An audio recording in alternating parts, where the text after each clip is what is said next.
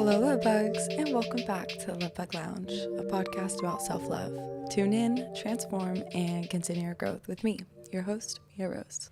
If you have been keeping up to date with the podcast or following the Instagram, you have seen that I have not been as active as usual, and I do apologize for that. I am just a girl. Mostly I am really just a student, and it is the end of the semester in 3 weeks. Time is flying by, but not in a good way. I feel like as soon as I get finished with 1 week's work, I literally close my eyes for 2 seconds, open back up, and it's Monday and time to start all over again. This last little push is so important, but it is also the time that the burnout is just at an all-time high. So to combat that feeling, I have been trying to take more time for myself and really just listen to the things that I've preached and learned from this very podcast. I've tried to stay more present with myself, really giving myself and my brain time to wind down, to get rest. And I feel like the only way I could truly do that is if I took a break from social media. Now,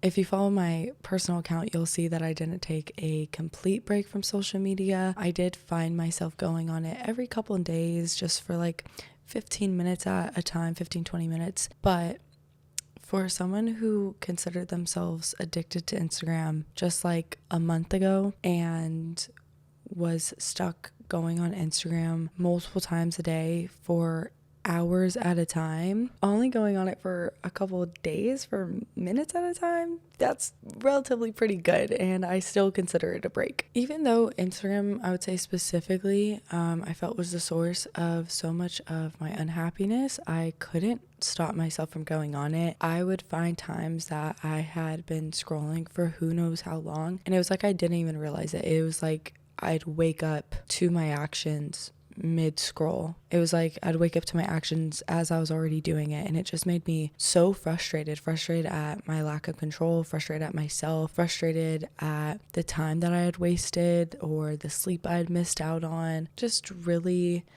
made me run through all the things I could have been doing with my time instead. And oftentimes the things I had seen on Instagram had upset me. So it feels like a good day has gone to waste because it was really hard to get my happy demeanor and good mood back on track after all of that frustration combined with trying to like process and digest the usually really terrible sad news I'm seeing post after post after post. And I've mentioned this in another episode, but I couldn't understand how I'm so intentional about the rest of my life, and I'm so driven to make changes and better myself in different aspects of my life, but I let this one thing run wild. I decided to stop this thing from running wild. I needed a meaningful short mantra to repeat to myself anytime I found myself mindlessly using my phone in order to pull me back in the moment, in order to ground me and connect me back to myself and the present of what's actually going on. I didn't want it to be something unkind to myself, as I've been shown that doesn't work for me,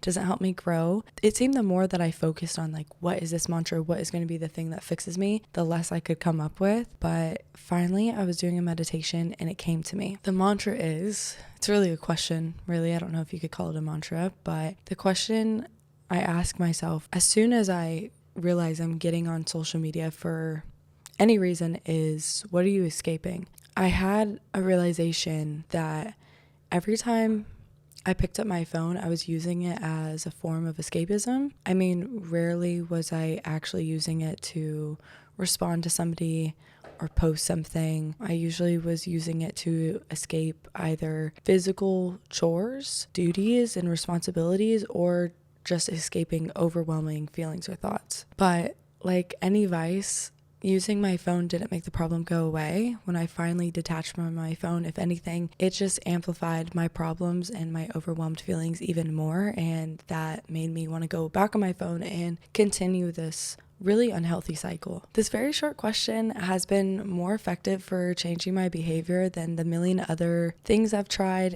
This mantra, in combination with also me deleting Instagram when I'm not using it, has made a huge difference in my life and my screen time. Having to re-download it every time I want to be on it really makes me rethink, do I really need to be on this? Just going through life a little bit slower, I think, is the key to figuring out what we really want and why we're really doing the things that we are. But literally all of this to say that I have not been the best with keeping up with our Instagram page, and I do want to get better at that. I will get better at that, especially once I graduate. I'm excited to start using Instagram Reels as more of an artistic platform and as another creative outlet, and yet another project that's going to help me learn more skills, tricks, and really just master radical self-acceptance and patience and the ability to keep trying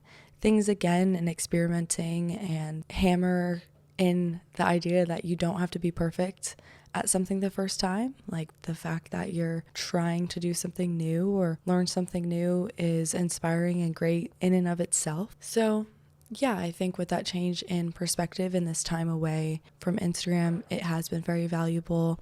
I just know I have been slacking on the reels. Anyways, without further ado, let's dive into today's topic of friendship. In terms of friendship, where I am in my life is the best place I've ever been in.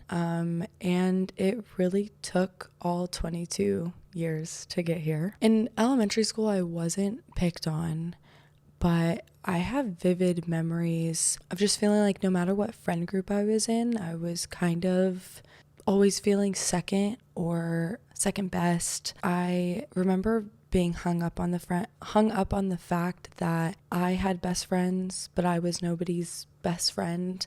I was kind of like, it felt like an afterthought a lot of the time. And I don't think that was kids being mean at all, but it affected me in the ways that I made friends, the way that I viewed myself. When I got older, it didn't get better. As you guys know, it got worse. I did get bullied. I was looking for validation and acceptance in the wrong places. I still felt like I was usually the, second chosen friend, or like the last option or last choice kind of friend. In high school was probably one of the worst times for my friendships. I was surrounding myself with people that didn't care about me. Girls that I considered my friends at the time would use me as the butt of their joke constantly. They would act cool with me one day and then mean the next. They would encourage me to do certain things and then make fun of me for it later, or post subliminal stuff on their story about me.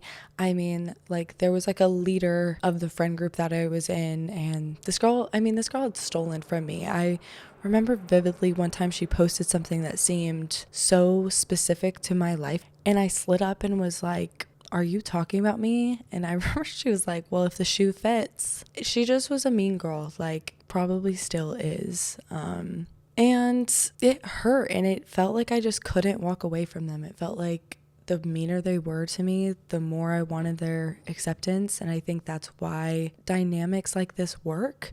I mean, another friend group I had in high school, they were all very connected and friends with my abusive ex. So anytime I found the courage in me to leave him, they all stayed friends with him. And sometimes the isolation of just being alone and having to deal with a breakup alone, the problems that abuse brings on alone, because I was lying to my mom about everything and didn't have a therapist at the time. Like, sometimes just the isolation of that and the loneliness, I don't want to say it made me go back to him, but when he was trying to win me back over, I think it made it a lot easier for him. And then in early college, I wish I could say it changed, but it didn't. I allowed one of my closest friends to really use me as her doormat. I idolized this person so much, and she'd constantly cancel plans on me, or she would ghost me.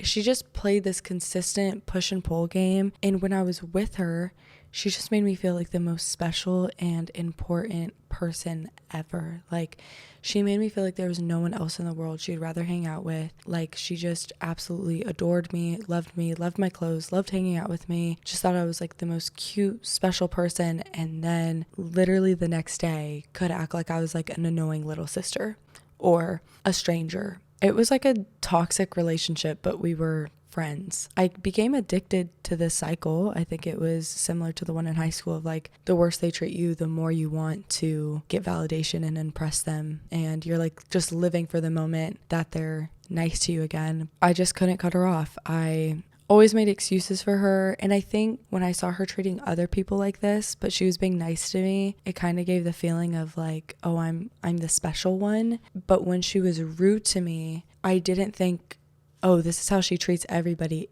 It felt like something was wrong with me personally.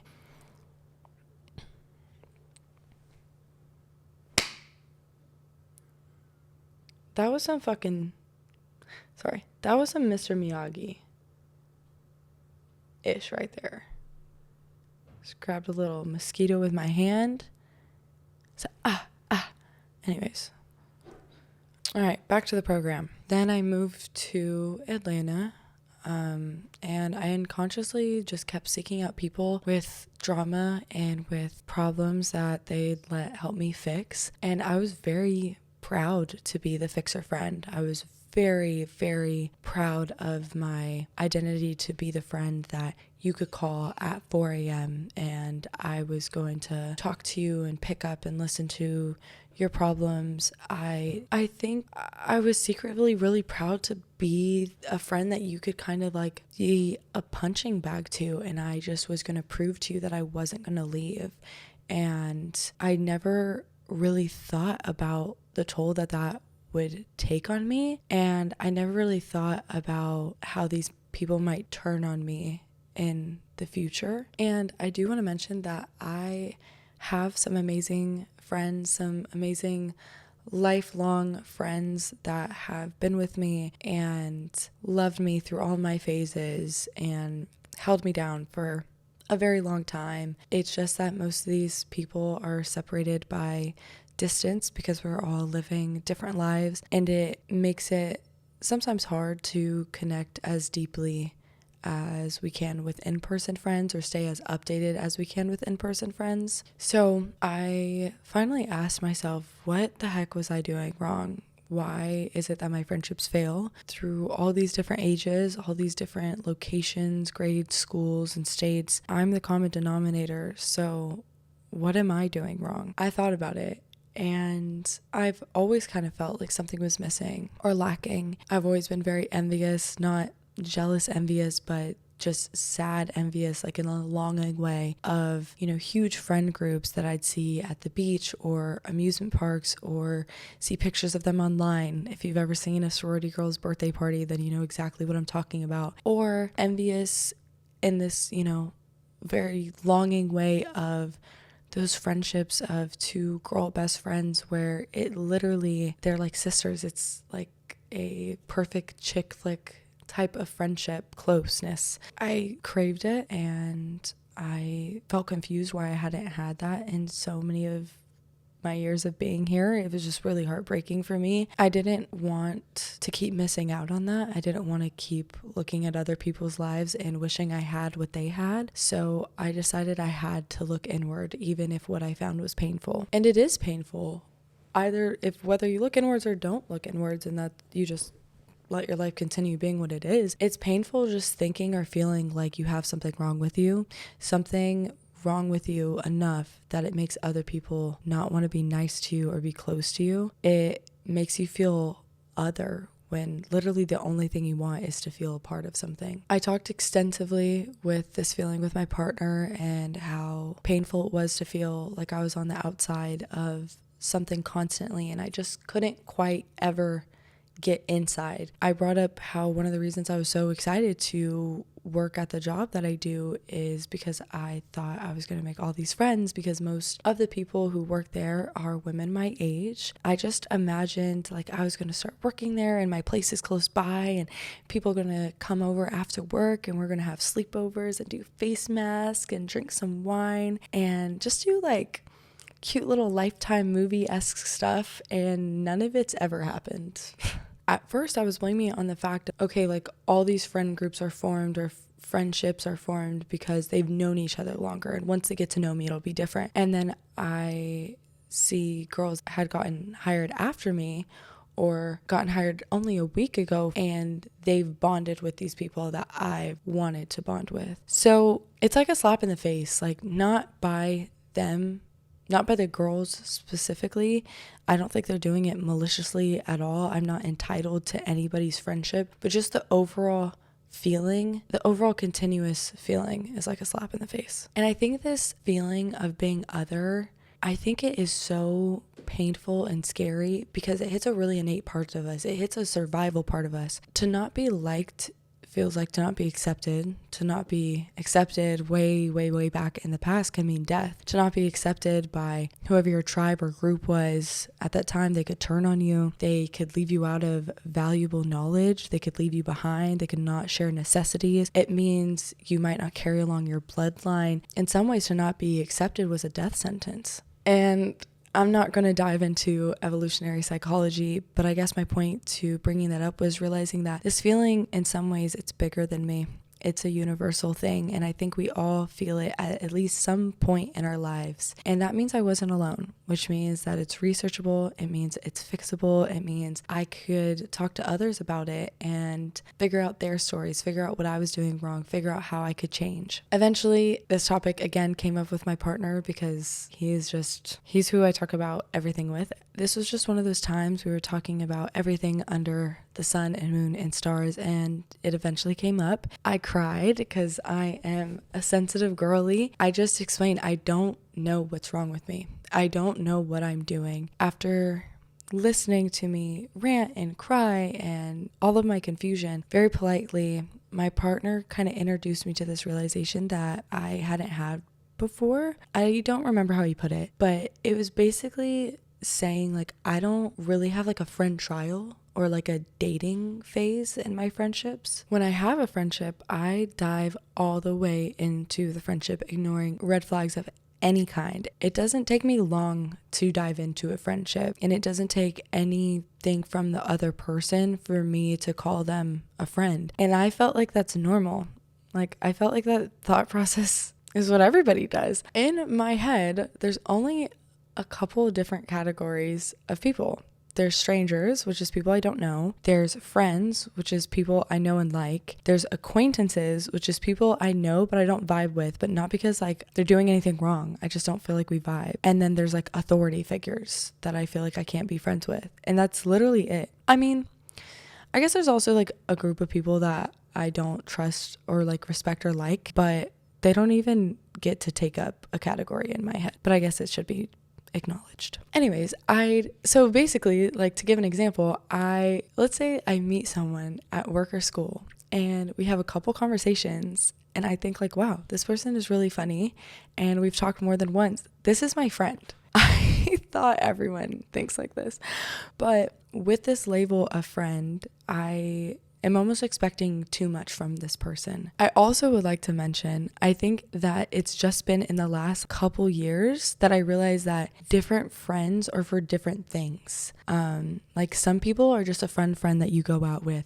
Some friends are like your workout friend. Some friends are who you have deep conversations with. But literally, just until a couple years ago, I wanted my friends to be everything. And I considered everyone I liked to be my friend. So obviously you could see how this becomes a problem. So anyways, back to this hypothetical funny person that I met at school or work and had a couple convos with.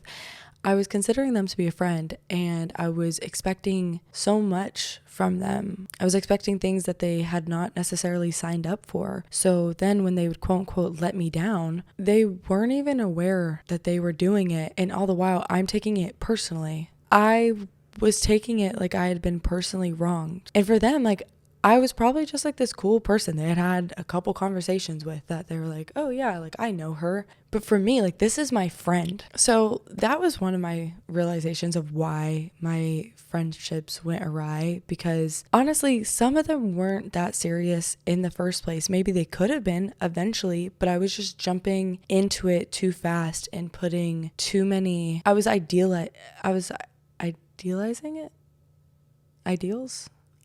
Ideations? You get what I'm saying? I was making it into a fantasy, I'll say. Another one of these reasons is because I placed, like I said, unrealistic and unfair expectations on other people. In my friendships, I'm an immediate ride or die. Immediate. It's like, I'll literally do anything for you. I will cook for you when you're sick. Like I said, you could call me at any time of night. I'll drive you from and to the airport with hardly knowing you. I'll drive to your house no matter the time at night. I'll help you move. I'll help you fund a startup business. I might even leave comments on your ex's page.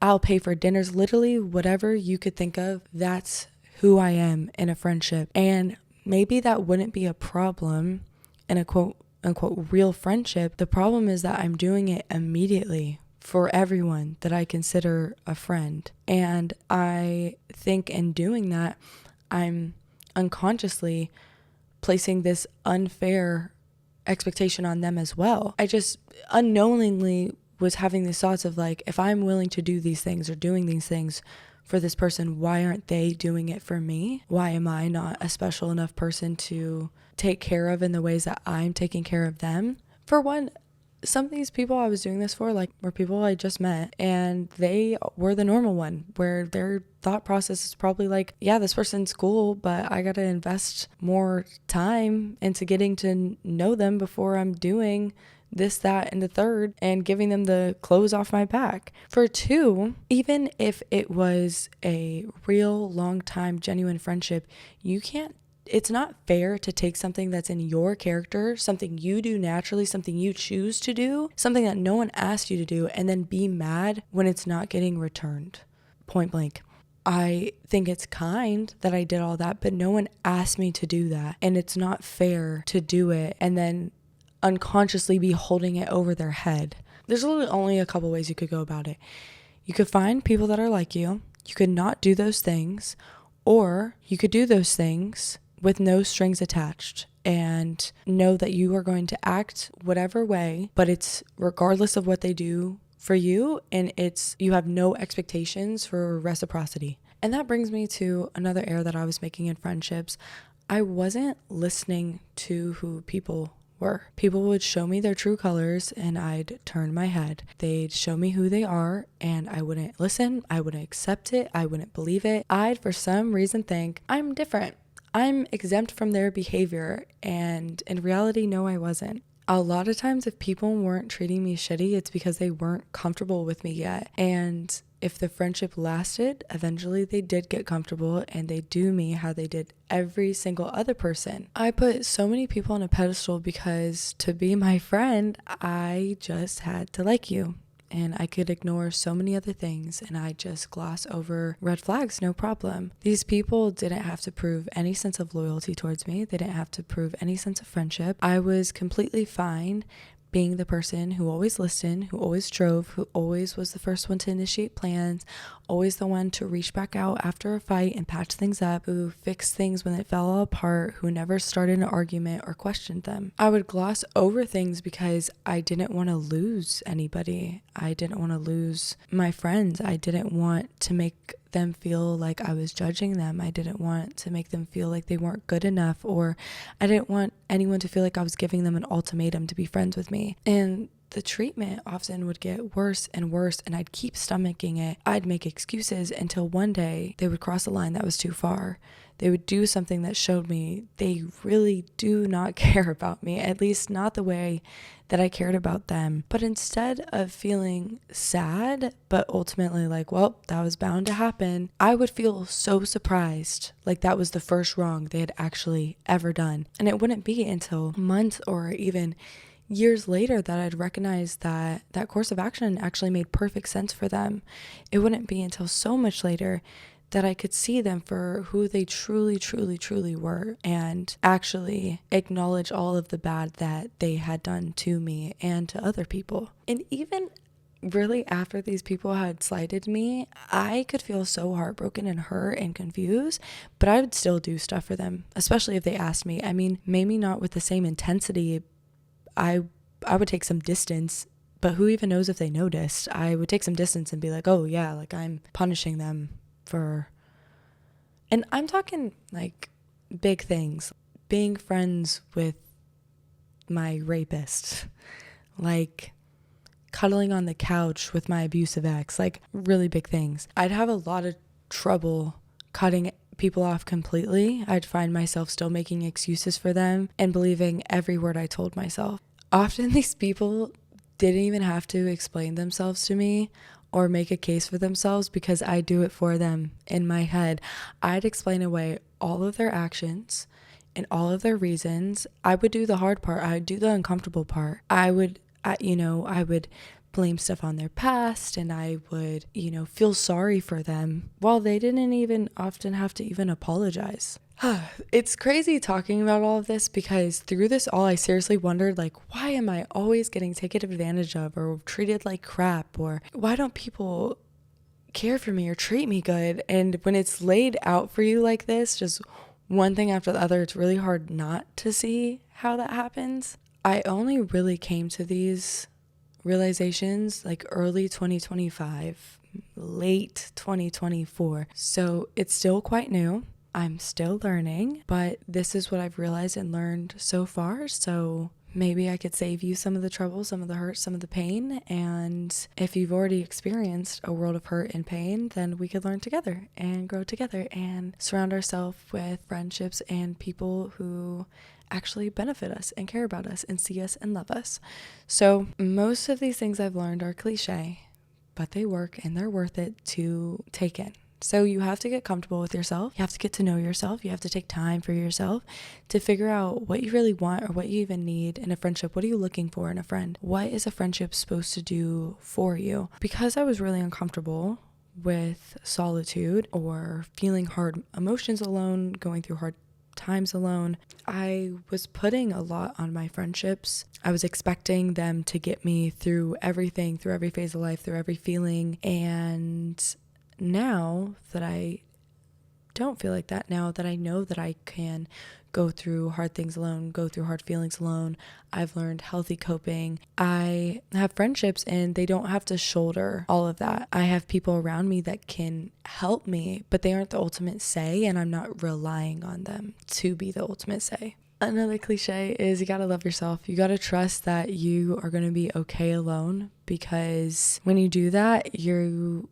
are not gonna let yourself get hurt so many times. If you're okay being alone, that allows you to not rush into things straight away. If you're okay alone, every friendship is just like the icing and the cherry on top. It's like, these people make my life so sweet when it's right and when they're good, but it ain't the cake, and you are empty without them. And that means you could wait to find the right ones. And just because you're taking things slower doesn't mean like you have to be unkind to a person. Like you could still be kind to somebody while figuring out like, hey, is this a good person for me to be friends with? Is this someone I can trust to confide in? Is this somebody I could rely on? It doesn't have to be an all or nothing thing. Like I said, I am now understanding that you have different friendships and different friends for different reasons. And of course, they are a whole individual and you could recognize that, but know that in each other's lives, you guys just go better together when you're focusing on whatever particular thing that you guys do. Working out, shopping, deep conversation, being a work friend, whatever that is.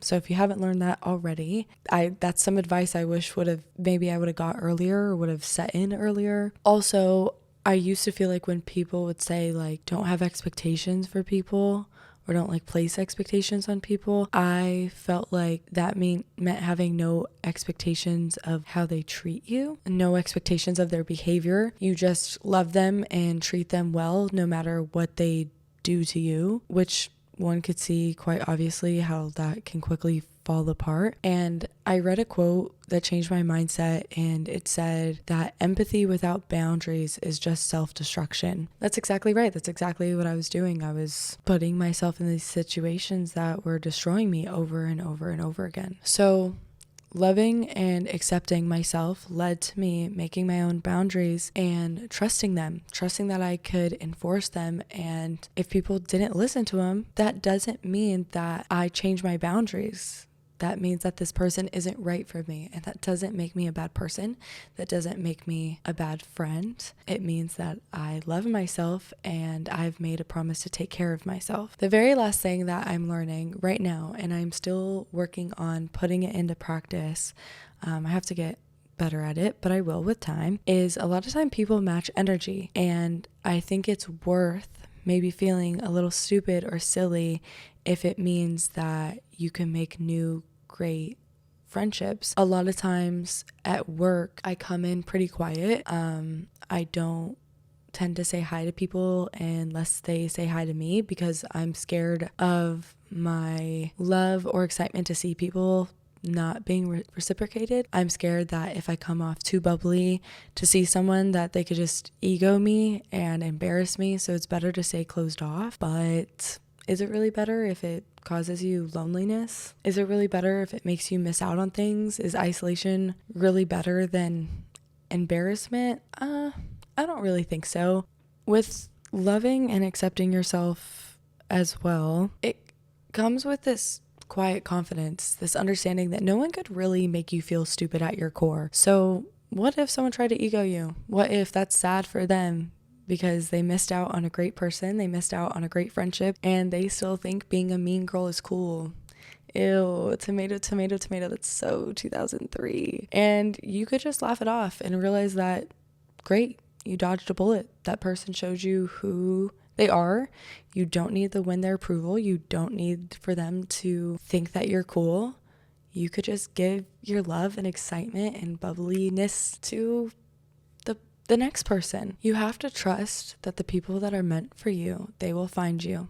Don't force it. Be yourself, and it is going to draw your people in. Like I've mentioned before, authenticity is the highest vibrating frequency, and your frequency is going to match with somebody else's frequency, and it's just going to make sense. If you have to fake something to be friends, that friendship is never going to last, or at least it's never going to get beyond the surface level, because obviously at some point you're going to have to be yourself, and they're going to view you as changing up instead of you just becoming comfortable. You're never going to find your tribe if you're constantly shape-shifting to fit into somebody else's. You're always going to feel like an imposter. You're always going to feel like an outsider, and it's impossible to be a magnet for the right type of people. So even if it's hard, even if the process is slow, trust yourself, love yourself, advocate for yourself. Be open, try new things, look a little dumb. It is not going to kill you. And if you want a certain type of friend, put yourself in places that certain type of person would be. If you want friends that are going to work out with you or push you to stay consistent in your fitness journey, go to a gym consistently, maybe at the same times. People are going to eventually recognize, like, oh, I've seen this person a couple times here, and they're going to approach you. Or put yourself out there, make conversation. If you see someone that looks cool, give them a compliment. Don't be scared of failure. Don't be scared of getting turned down. It's literally just redirection. It's really just putting you on a better path. Truly nothing changes if nothing changes. And I know that this last bit of the podcast has been literally a Hallmark card, but all of these cliches are true, and I live by them, so that it's the only advice I could give to you. If you find it hard, just know that I am doing the exact same thing as you. I'm in the exact same boat as you. I'm failing, I'm looking dumb, I'm getting rejected, and I'm okay. I'm getting back up, I'm laughing it off, and I'm trying it again some other day. This is literally what your 20s are for. And I don't want to limit that actually to your 20s. I think this is what life is for. I think you're learning every single day until you die. And yeah, I think that's supposed to be inspiring more than it's supposed to be scary. But anyways, I had so much fun talking to you guys. I hope you guys like this episode, or genuinely just like this podcast. I hope it feels like an encouraging friend that you could come back to over and over, a friend that you know always be there for you, because it will. We're doing this life thing one day at a time, and we are learning a whole lot together, and one day we'll look back and we'll be like, damn, I have come so far. I remember when that was scary, or I was scared to talk to this person, and now we're besties, having cucumber over our eyes together. I don't know if that's kind of a specific situation, but one day the thing that's scary right now is going to be second nature to you. And I'm excited for us to evolve into that together. For this episode, I'd like y'all to reach out to just one person that you want to get closer with and try to make some plans. Just one person. No 3 things today, just one person. It's easy peasy. If the plans don't happen, that's okay. Life is busy. It doesn't mean that they don't like you. It doesn't mean something's wrong with you. But it's always worth trying to put effort in to cultivate new and loving relationships. So that is all for today. I love you. Bye for now, love bugs, and I will talk to you in a couple weeks.